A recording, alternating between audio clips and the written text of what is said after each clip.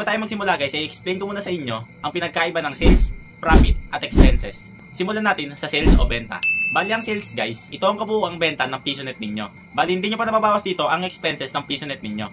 Next naman natin, ang profit o ang kita. Ang profit naman guys, bali ito na ang kita ng PisoNet ninyo. Kumbaga, nabawas nyo na ang expenses na nailabas nyo sa PisoNet.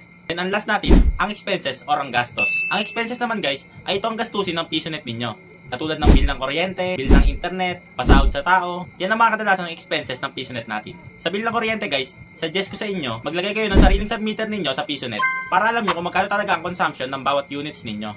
Sa pasahod naman sa tao guys, nakadepende ito kung may pinapasahuran kayong tao. Kung wala, edi huwag nyo na ilagay ito sa expenses. Pero suggest ko din sa inyo guys, kapag medyo kumikita na ang PisoNet ninyo at kayo mismo ang bantay dito, mas maganda, pasahurin nyo rin ang sarili ninyo kahit na konti. Para hindi kayo ma-burnout o tama rin sa ginagawa ninyo. Wala namang problema doon. And para kung sakaling kailangan nyo na talaga maglagay ng tao sa PisoNet ninyo, at least kasama na siya sa expenses